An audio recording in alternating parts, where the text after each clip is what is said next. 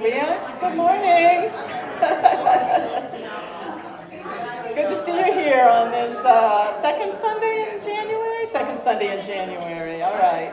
You've made all your resolutions and got a good start on those, right, for the year? Excellent. Okay, well, good to see you here. We have had a lot of snow, haven't we?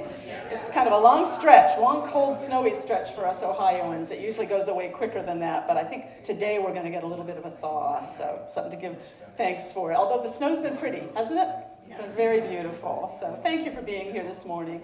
I don't think anyone here is for the very first time this morning. I think we've all been here before. Good to see everyone, and good to see anyone joining us online. Many thanks to everybody, both here and afar, for your ongoing support of the church. We are grateful for your support. I always like to start with just a couple of announcements so you know what's coming up. There was supposed to be a vision board workshop today. Tamara Lieber has been a little under the weather and she didn't want to push it, so it's postponed to next Sunday, the 19th, after church, 12 noon. Most of you probably saw the notice out about that. So everything else is the same. You'll create that vision board collage. There'll be plenty of materials on hand, although you can also bring magazines to cut out pictures or markers and colors if there's something special you want to do as you think about it. But there'll be plenty of things on hand, and of course it's on a donation basis. There's a sign-up sheet at the back if you want to put your name on it and you haven't done so. Next Sunday at noon. I think the men's dinner is this week, right, Paul? Is it? It's not this Wednesday? I thought this Wednesday was the 3rd. Maybe I'm wrong.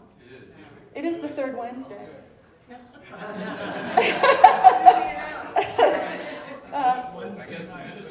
Okay, Wednesday. Okay, 6 o'clock? Yes. Okay, Wednesday night, Unity Men's Dinner at Matzo's. That's in our backyard in Dublin. So that's a lovely place. I'm sure you'll enjoy it. Let's see. And I think that's about it. So let's just take a breath and begin to think about prayer and what we are holding in the light, who and what we are lifting up in our hearts and our minds. And we will go into prayer with a favorite prayer song of mine by Michael Smith, Breathe. You probably know it well. Joe's doing double duty today, so we'll give him a minute, won't we? Come on up. Feel free to sing or hum along on any of these. It's a good intention for the new year to be listening for the Word of God.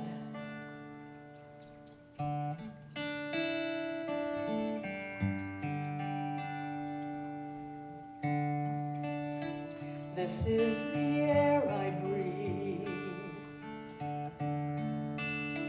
This is the air I breathe. Your holy presence living in me. This is my daily bread. This is my daily bread. Your very word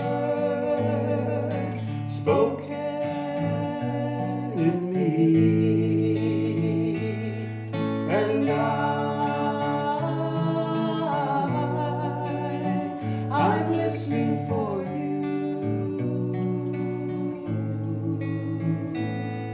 and I'm living for you.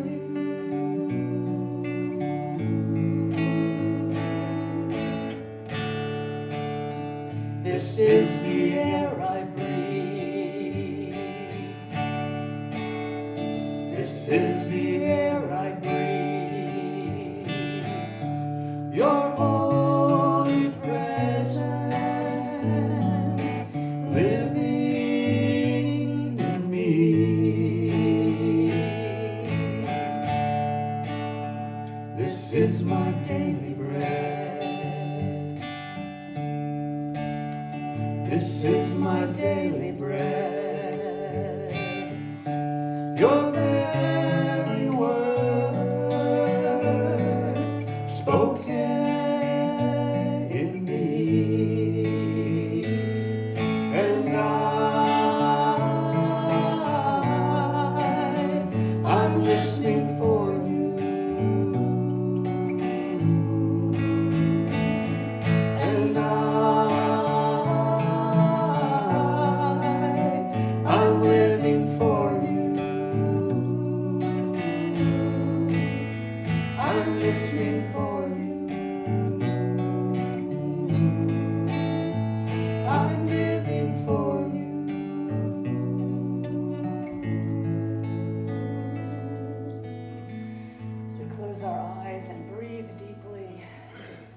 allow ourselves to become even more centered and still and alert to the Word of God in us, that guiding wisdom, those divine ideas that come leading us in the path of life, of peace, of safety, joy. We are wide open to divine influence in this moment, ready to be guided, ready to be uplifted, ready to be healed. And we know that divine presence is with us always. We are never separated from it. Whatever mistakes we might make, whatever wrong turns we take, God is with us, guiding us back on the path of life, of wholeness, of freedom. We know this truth for everyone in our sanctuary this morning, both here and afar, and for all those we are lifting up in prayer this morning, all those dealing with trauma or loss, or sorrow or grief. We know that God is within and powerfully at work to guide them in paths of peace and life and joy. We are never disconnected from the power and presence of God. At all times and in all places, God's presence is with us, and for this we do give thanks. We are grateful, and so it is. Amen. Thank you. Thank you. All right. Well, we are going to do, it's kind of I'm thinking about intentions for the year and so on. That's still much in my head. So this song by Karen Drucker, I thought it was a nice one about how we want to walk. What's our intention? How are we going to walk through the year ahead of us? This is a good one. In beauty may I walk, Karen Drucker.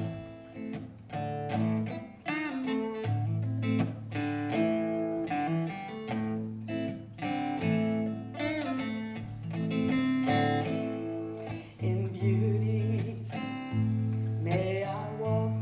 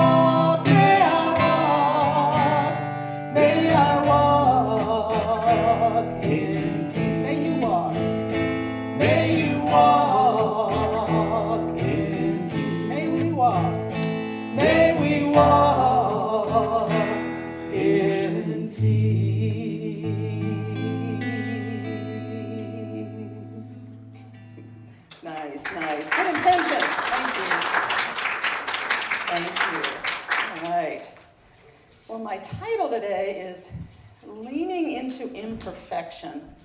I am a big fan of imperfection. I got to tell you, it's taken years to get there, but I am a big fan of imperfection. And at the beginning of the year, sometimes we forget the importance of imperfection, and we aim kind of high. Our resolutions, our intentions, what we're going to get done this year, what we're going to do right. What bad habits we're going to get rid of, all the good things we're going to do, and we don't always make it with those, possibly because we set the bar too high. So these are the little humorous things I found about New Year's resolutions this year. They were kind of funny. Guy turns to his friend at a New Year's party and asks for a cigarette. And his friend says, well, I thought you gave up smoking. I thought it was your resolution. He says, well, I'm in the process of quitting. And he said, right now I'm in the middle of phase 1. His friend said, really, phase 1? He said, yeah, I've quit buying. Here's another one about New Year's resolutions. A friend said to another friend, he said, I hear you had some really tough resolutions. Have you completed them? And he goes, oh yeah, well, of course. I've swum across the English Channel. His friend goes, oh, okay, great, And he goes, yeah, and I scaled Mount Everest. And I said, hey, wow. And he goes, really? And the guy goes, well, there's one I still haven't completed. And he goes, what's that? My habit of lying. And I thought this one was kind of cute. I made 2 New Year's resolutions this year. My first is to stop procrastinating. I'll make the second one up later. I thought that was kind of cute. Leaning into imperfection, our resolutions, our intentions to change, our self-improvement plans, however you think about it. Sometimes we go a little too far with them and forget that we're not perfect. Perfection is really unattainable, and mostly we make progress. We do try things, kind of trial and error. Some things work, some things don't. We learn as we go. We make progress.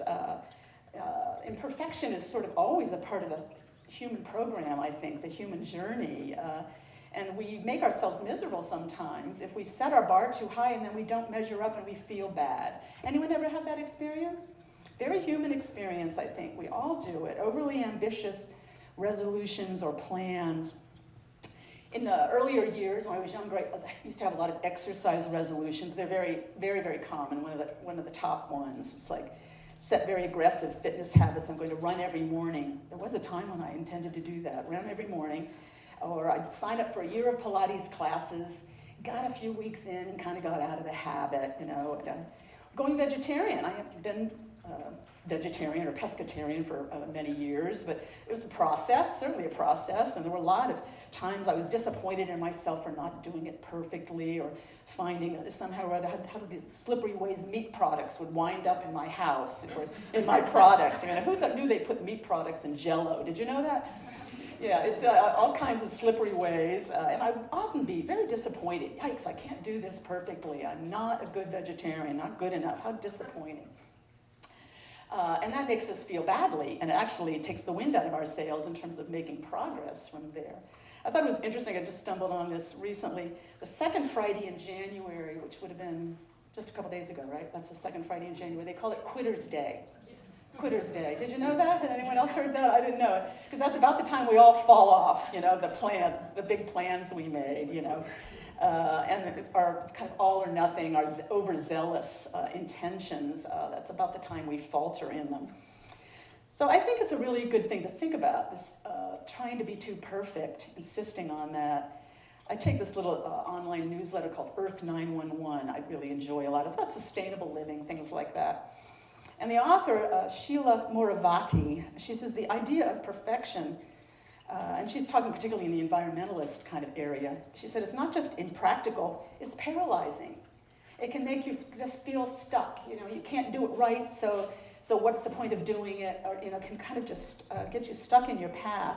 She wrote a book called Imperfect Environmentalist, How to Reduce Waste and Create Change for a Better Planet. And she makes the strong point that there's not much point in overwhelming ourselves if what we're kind of intending to do isn't sustainable, and then we make ourselves feel bad, and then we don't make any progress. She suggests we lower the bar, lean into imperfection a little bit. In other words, in our ecological efforts, just make a few plans, maybe a carpool. a couple times a week. Maybe skip plastic cutlery, keep some reusable things in your car. We have a bamboo set or two in our cars, things like that. Carry a thermos of water instead of buying plastic bottles of water. Little things that are very doable, make you feel like you're doing something, and so it's motivating. It makes you feel good. It leaves us feeling better and making progress. That's what we want. We don't want the all or nothing plans that we can't quite do, can never be perfect at, and then we feel bad about it and it sets us back. It paralyzes us. She makes a real strong point in her book that imperfect environmentalism can have huge impacts. And there have been a number of studies about that. If people just cut back on meat eating a little bit, 20%, 30%, take a couple days a week where you're going plant-based, it has a huge impact on the environment. If more and more people do it, it has to be manageable. She suggests, her advice for the new year, take a moment to reevaluate your resolutions with a lens of imperfection. I like that. Use a lens of imperfection, and you may find good intentions and plans last longer into the year if we don't overwhelm ourselves, or we may and risk paralyzing ourselves from trying too hard to be perfect. I have a friend of mine, I really like this phrase, it rings in my head all the time. My friend Karen often says, perfect is the enemy of good. And take that home with you. I just think that's a great little phrase to remember. When we're insisting on perfect, we're probably forgetting we got some good stuff in our lives. We got some blessings. Let's not be so intent on perfect and reaching perfection that we're forgetting the good we already have. Perfect is the enemy of good. We do practice this a lot, and Joe and I both have an interest in kind of sustainable living, and eliminating plastics wherever we can, living more sustainably, cutting down unnecessary waste, things like that. And you can't do it perfectly. I've utterly accepted that. Simply cannot do these things perfectly. But we can do some things, and every time we discover a new thing we can do, it makes us happy. It kind of is empowering, and it makes us feel like, oh good, that's something else I can do on the side of my values, on the side of what I value. It can be big things like City of Dublin started a free composting program a couple of years ago. Wonderful. So we don't throw a lot of food waste away. Anything we don't use goes to the city composting program. No problem at all. That feels good. It's kind of empowering. But even little things like, little dishwashing blocks instead of plastic bottles of it, compostable sponges, scrubbers, that's a recent discovery, recyclable toothpaste tubes. I know not everybody's into these things the way we are. We get really excited about these things. But the idea is any little thing is empowering and motivating. Don't try to do the whole thing, not possible. You can't live completely sustainably in our world. You can make changes though. You can make progress. So this leaning into imperfection, it can be a powerful thing. It can be a motivating thing. It can fend off overwhelm and paralysis and actually make you feel better about how you're living your life. So this idea of leaning into imperfection, it reminded me again of, I've always loved this Japanese idea of wabi-sabi. How many of you are familiar with it? I think I've spoken about it before, but it's been many years, but it's an aesthetic, kind of an art aesthetic in Japan, but it's also understood to be a way of approaching life. Wabi-sabi means embracing the imperfect. It translates literally, wabi-sabi, as flawed beauty. Flawed beauty. And there's books about it. It's ancient. It goes back to the 12th century in Zen Buddhism in Japan. And there's a book about it by Leonard Cohen, Wabi-sabi, for artists, designers, poets, and philosophers. And they talk about the classic example of it is a monk by the name of Rikyu, this is centuries ago, who was raking a Japanese garden. And just as he was reaching the end of the raking, getting all the raking just right, he shook the branch of a cherry tree so that all these blossoms fell randomly on the perfectly raked ground. And everyone understood, this is beautiful, this is beauty, this is accepting impermanence and change and imperfection, and that's part of the great beauty. That's part of how life is, the great beauty of life. He became a much revered spiritual master in Japan. Slightly flawed beauty, a way of approaching life. I think that's a powerful idea. And I tend to think that all our great spiritual teachers have had an understanding of that. They don't look for perfection in their followers. They don't insist on perfection in anyone. Jesus certainly didn't. He was a great wabi-sabi master, Jesus of Nazareth. He seemed, you read through the Gospels and you think he was drawn to the flawed, the imperfect, the wounded, the broken, the ill. That's who and they were drawn to him. He was, do not judge, accept all, inclusive, love. Freely you have received, freely give.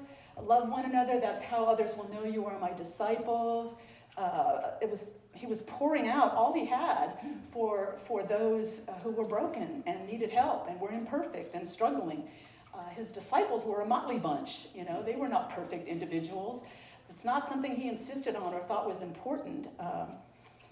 Forgiveness, big part of his practice. Forgive 70 times 7, he said. Flaws and foibles and mistakes and imperfections are part of the human journey. They don't halt your progress toward oneness with God. They don't block your path to a fulfilled life.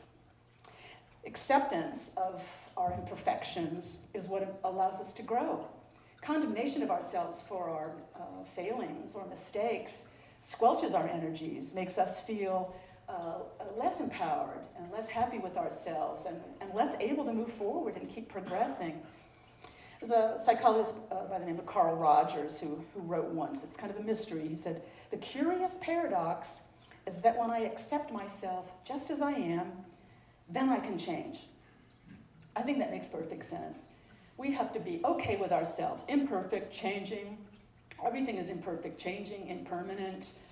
That's all okay. That's part of the human journey. And as we kind of accept, I'm going to make mistakes, I'm not going to do things perfectly, but I'm going to keep moving forward, have my antenna up for changes I want to make, and ask God for help in doing so. And any mistakes I make, I'm going to just keep moving. Maybe the next time I'll get that one more the way I want it. That's how we progress. Not with condemnation and judgment and feeling bad and regrets. So I love stories about imperfections, because I have many imperfections of my own. Everything I do imperfectly. Anyone else? Show of hands.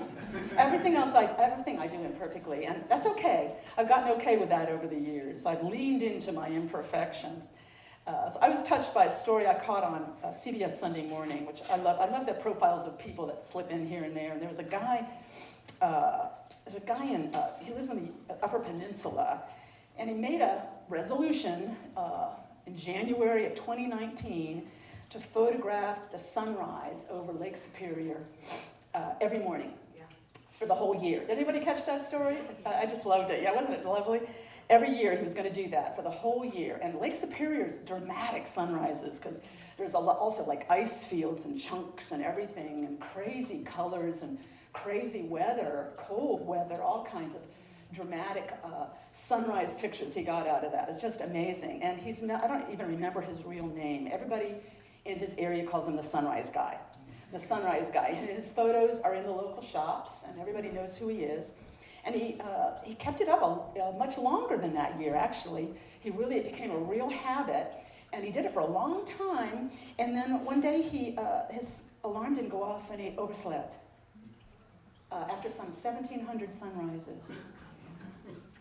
I love that. Yeah. Imperfect, imperfect. It didn't change the quality of what he was doing at all. In fact, he chuckled about it, the imperfections. Human beings are never going to do anything absolutely perfectly. If anything, that made him more authentic and more compelling and less righteous. I've done this every day of my life for years, or something like that. Because we can get that way sometimes when we think we've really got something down. We can be judgmental about, I remember in earlier days with people who were better vegetarians than me, they would wag my finger at me about things. I wasn't a good enough vegetarian.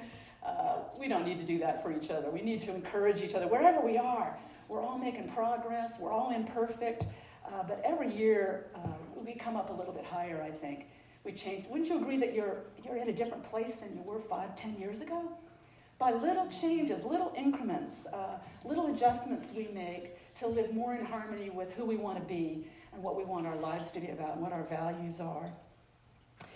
There's a wonderful Buddhist teacher. He's really one of the major figures that brought Buddhism to the West by the name of Suzuki. I've always liked this quote from him. He would have these meditation sessions with earnest, spiritual seekers. And at the end of meditation sessions, he would always tell people, you are all perfect just as you are, and you could all use a little work. And I think that's just about right. Yeah, we've all got this perfect side, certainly in our consciousness, that higher self, but we could all use a little work, and maybe that's why we're here. So I embrace this recommendation that to take it a little easier on ourselves and our self-improvement plans this year. Maybe lower the bar a little bit, maybe lean into imperfection a little bit. Make some changes, some manageable changes that feel good to make you feel good about yourself and the progress you're making. But don't take on perfection. Perfection is unnecessary and unattainable and will only be frustrating and discouraging. So I lean into imperfection. That's my affirmation today. Anyone want to join me in it? I lean into imperfection. Yeah, let's take that into prayer for a moment. We affirm that truth within. We do not need to be perfect. We need to just show up each day and follow the guidance of God in us and do what's before us to do and enjoy the moments of our lives and our blessings and make the changes that come to us that will make us feel better about how we're living, changes more in harmony with our values, our joys, our desires for our lives, remembering always, moment by moment, the good we already have. We are blessed and we are grateful, and so it is. Amen. All right, well, we had another song. It's an Eddie Watkins Jr. song. It seems to me it's a good song about the right way to move through the year. We're going to walk with the Spirit. It's called Walking with the Spirit. And it's really sort of a band song, so it's just going to be Joe and I. So kind of, imagine a bigger band up here. And join us on the chorus if you like, wherever you can. It would only help. Walking with the Spirit, Eddie Watkins Jr. David Brown has a virtual band behind us. That's right, yeah. Okay. 1, 2, 3, 4. I'm walking, and I'm talking, I'm learning, and I'm turning, while I'm growing, and it's showing. I'm walking with the Spirit in front of me. Well, I'm walking, and I'm talking, I'm learning, and I'm turning. Well, I'm growing, and it's showing. I'm walking with the Spirit in front of me. Well, when I find myself in one of those situations that's leading to some kind of drama or confrontation, I go within and get plugged into my friend before it's too late. I put the Spirit in front of me to make those crooked places straight. Well, I'm walking and I'm talking, I'm learning and I'm turning. Well, I'm growing and it's showing. I'm walking with the Spirit in front of me. Well, when I find myself in one of those situations when I don't know what to do and got no explanations, I go within and get plugged in for a revelation. 10 times out of 9 things will work out fine without my participation. I'm working and I'm talking, I'm learning and I'm turning. Well, I'm growing and it's showing. I'm walking with the Spirit, I'm walking with the Spirit, I'm walking with the Spirit in front of me.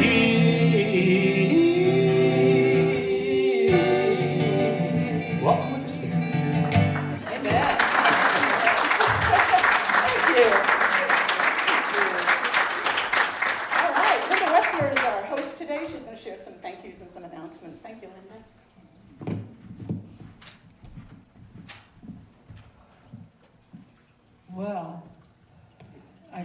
thank Joanne for that pretty darn near perfect message. Thank you, Linda. And also, our musicians, Joe and Joanne, again, wonderful music. It really perk us up today. Thank you. And our AV technician, Joe. Michael. We all kind of wear different hats as we race around the church building. Today, our fellowship angels are Linda Hill and Candy and myself. I'll be getting my shucks in. Thank you. And also, we want to thank everyone for your tithes and donations that keep our ministry going. We're so grateful for your support, especially after, I think you noticed that they did come and plow our driveway. It looked really good, all the sidewalks. They did a great job, but it does cost a good hunk of change. So thank you for your donations.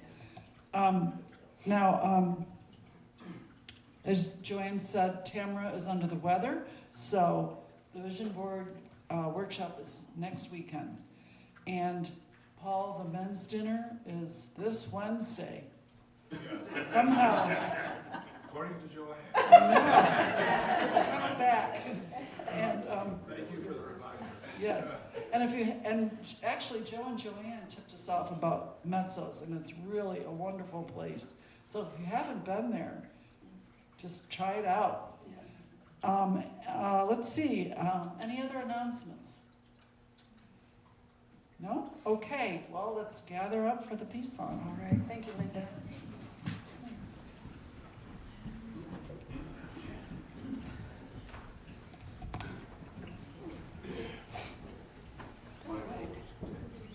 Nice circle today. Lovely. Yeah. You never know until you stand up in the end, right? Let there be peace on earth, and let it begin with me. Let there be peace on earth, that peace that was meant to be, with God as Creator, and we all are we. Let us walk with each other in perfect harmony. Let peace begin with me. Let this be the moment now. With every step I take, let this be my joyous vow. To take each moment and live each moment in peace eternally. Let there be peace on earth, and let it begin with me. Let's join together in our prayer for protection. The light of God surrounds us. The love of God enfolds us. The power of God protects us. The presence of God watches over us. Wherever we are, God is, and all is well. Excellent. See you in the back for refreshments. All right.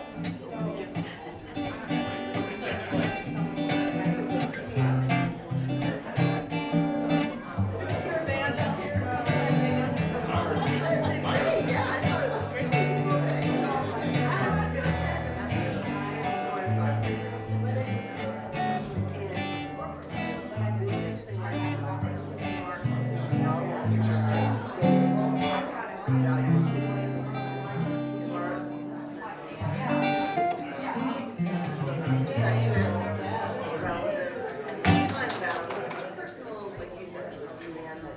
I'm not ready.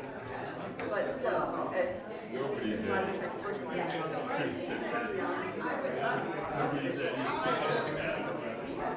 And I think sometimes, you know, in the corporate world, 85% sound. We're not gonna have. So I just thought that was interesting that, but,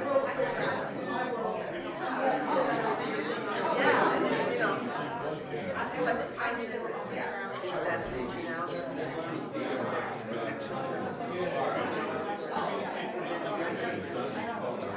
But still, maybe look at that, because I'm like, oh, that's hard to change. Not perfect. I can do that.